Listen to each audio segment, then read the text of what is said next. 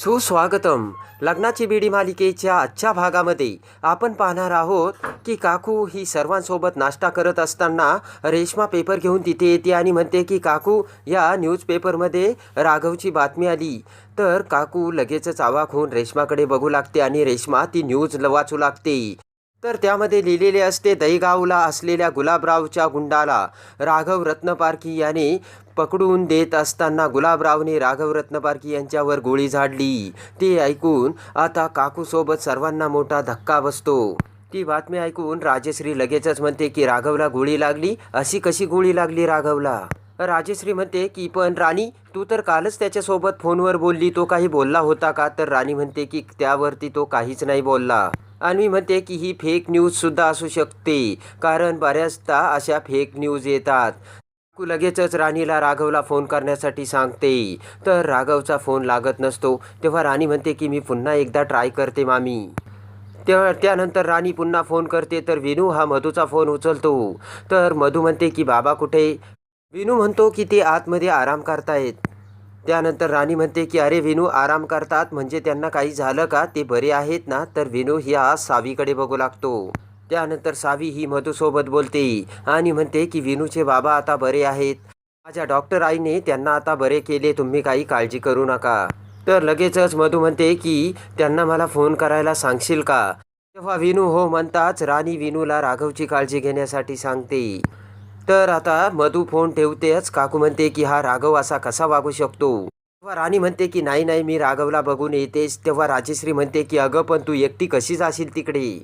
मधू म्हणते की आई तुम्ही काही काळजी करू नका, मी ड्रायव्हर सोबत जाईल.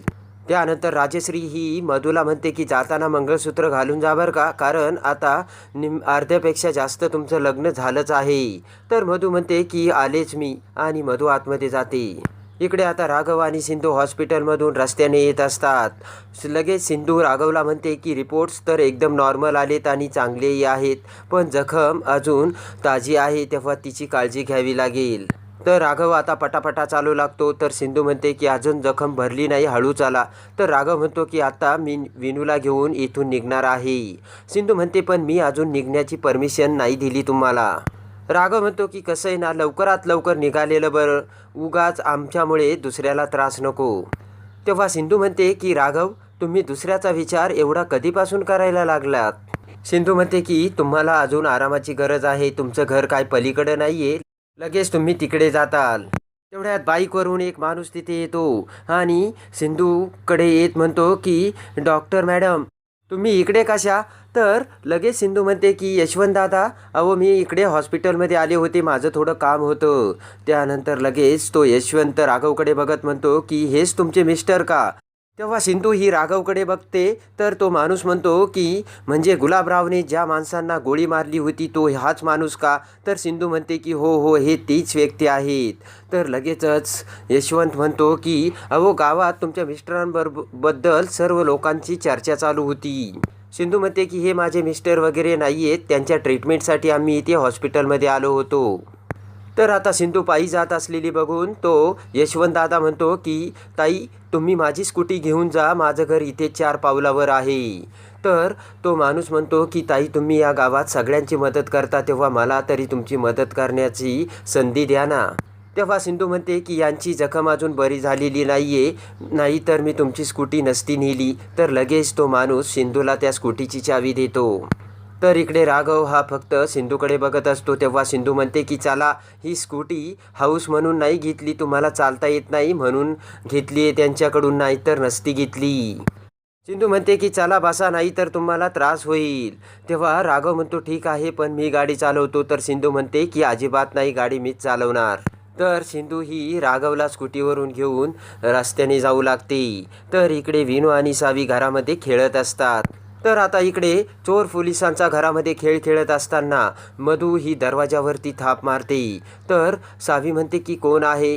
तेव्हा मधू म्हणते की मी मधू, विनूची आई आली. तेव्हा विनू ते शब्द ऐकून खूप आनंदी होतो. तर सावी म्हणते की विनू थांब, मी दरवाजा उघडते. तेवढ्यात सावी दरवाजा उघडते. तर मधू ही आतमध्ये येते. तर लगेचच विनू हा मधूला मिठी मारतो. तर आता इकडे विनू हा मधूला काकू म्हणत असतो, तेव्हा मधू म्हणते की अरे तुझ्या बाबांसोबत आता माझं लग्न झालंय, मला काकू का म्हणतोस. तेव्हा विनू मधूला सावीची ओळख करून देतो.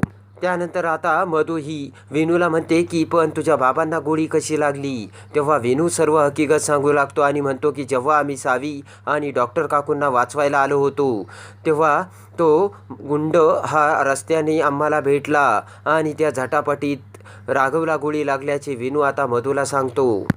तर विनू म्हणतो की डॉक्टर काकू ह्या तिथे आल्या आणि त्यांनी बाबांना वेळेवरती वाचवलं म्हणून ते लवकर बरे झाले. इकडे आता गाडीवरून जात असताना सिंधू राघवला म्हणते की तुम्ही व्यवस्थित बसा बरं. राघव म्हणतो की सिंधू तू माझ्याकडे लक्ष देऊ नको. तर सिंधू म्हणते की असं कसं लक्ष देऊ नको, मी तुमची डॉक्टर आहे.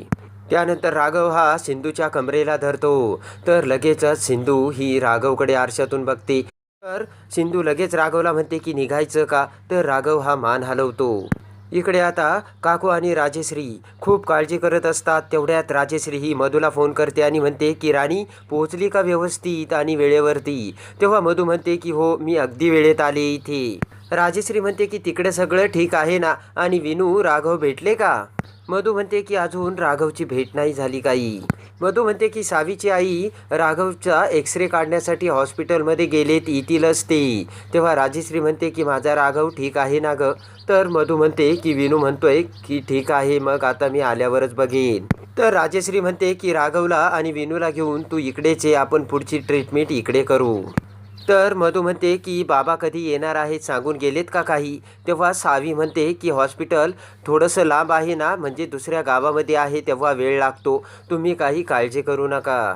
तर सावी आणि विनू दोघेही मधूला म्हणतात की तू काही काळजी करू नकोस. तर तेवढ्या तिकडे आता मधू ही आतमधल्या खोलीत गेलेली असते आणि विनू सावे बाहेर हॉलमध्ये खेळत असतात. तर इकडे सिंधू ही राघवला घेऊन आता दरवाजात येते. तेवढ्यात लगेच सावी म्हणते की काकू बघा पोलीस काका आणि माझी आई आली. तेव्हा मधू ही बाहेर येते आणि समोर हाताला धरून आलेल्या राघव आणि सिंधूला बघताच मधूच्या डोक्यावरचे आभाळ तर पायाखालची जमीन सरकलेली असते. तर सिंधूसुद्धा मधूकडे बघून सिंधूला सुद्धा मोठा धक्का बसलेला असतो आणि मोठे डोळे करून सिंधू ही सुद्धा मधूकडे आता बघतच असते. तर आता सिंधू ही मधूच्या गळ्यात मंगळसूत्र बघते आणि लगेचच मंगळसूत्र बघता सिंधू ही राघवचा हात सोडून देते. तर आता मधूच्या मंगळसूत्रामध्ये हळदी आणि कुंकू भरलेल्या त्या वाट्या असतात. तर इकडे मधू म्हणते की सिंधू तू. तेव्हा सिंधू ही मधूकडे बघून सिंधूला डोळ्यात पाणी आलेले असते.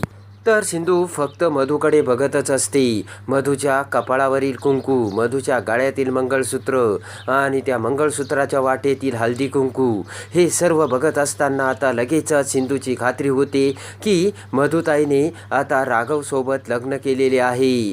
तेव्हा आता सगळ्यात मोठा भयानक सत्याचा उलगडा सिंधूसमोर झालेला असतो. त्यानंतर सिंधू ही सावीला घेऊन आतमध्ये जाते. तर इकडे मधू राघवला म्हणते की राघव सिंधू अजूनही जिवंत आहे. तर राणी म्हणते की ही सिंधू आपली सिंधू आहे ना.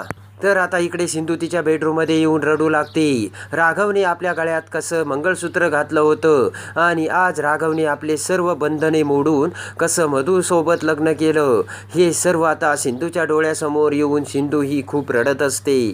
तर मधूने सिंधूला सांगितलेले असते की मी ह्या बाळाला घेऊन खूप दूर निघून जाईल, मग बघू हे बाळ आणि तू कसे एकत्र येतात ते. हे सर्व आता सिंधूच्या डोळ्यासमोर येते. तर आता मधू ही बाळाला घेऊन कसे रस्त्याने दुसरीकडे जात होती, तेव्हा राघव आणि सिंधूने कसे मधूला सापडवले आणि रंगे हात पकडले हे देखील आता सिंधूच्या डोळ्यासमोर येते. तर आता इकडे राघव आणि सिंधू घरामध्ये येताच विनूने म्हटलेले असते की बाबा तुम्हाला भेटायला कोण आले बघा, मम्मा आली तुम्हाला भेटायला. तेव्हा विनूच्या त्या बोलण्याने राघव आणि मधू हे दोघे नवरा बायको झाले असल्याचे आता सिंधूच्या समोर येऊन सिंधू आता हाय मोकलून आतमध्ये रडत असते. सिंधू म्हणते की राघवने मधुताईंशी लग्न केले आणि हे असे कसे वागू शकतात आणि हे काय घडून बसलं देवा. ज्या व्यक्तीमुळे आमच्या दोघांचा संसार विस्कळीत झाला, ज्या व्यक्तीमुळे आमच्या दोघांमध्ये अंतर आलं, त्याच व्यक्तीबरोबर मधुताईंनी लग्न केलं आणि आता शेवटी मधुताईंना जे हवं होतं ते त्यांनी मिळवलंच, असा आता सिंधू विचार करते. सिंधू विचार करते की राघवने मधूसोबत लग्न केलं म्हणून म्हणजे वेणू आत्तापर्यंत ज्या आईबद्दल बोलत होता त्या मधुताईच आहे तर असा विचार करून आता सिंधू रडू लागते. तर आता इकडे राजश्री, काकू, रत्नाकर तिघेही आता मधूला फोन करतात आणि म्हणतात की उद्या सकाळीच आम्ही तिकडे येतो, आम्हाला सुद्धा वेणूबद्दल डॉक्टरांना काही विचारायचं आहे. तर राजश्री म्हणते की डॉक्टर आहे का आता तिथे. तर लगेचच इकडे सिंधू आणि मंगेश आतमधल्या खोलीत असतो. तर लगेच मंगेश म्हणतो की सिंधू एकदा त्यांना सगळं विचारून बघ ना, सर्व गैरसमज हे दूर होतील. तेव्हा आता सिंधू म्हणते की विचारण्यासारखं मंगेश काहीच राहिलेलं नाहीये. मंगेश म्हणतो की तुम्ही जरी एकमेकांपासून लांब राहत असला तरी तुमचा अजून डिवोर्स झालेला नाहीये.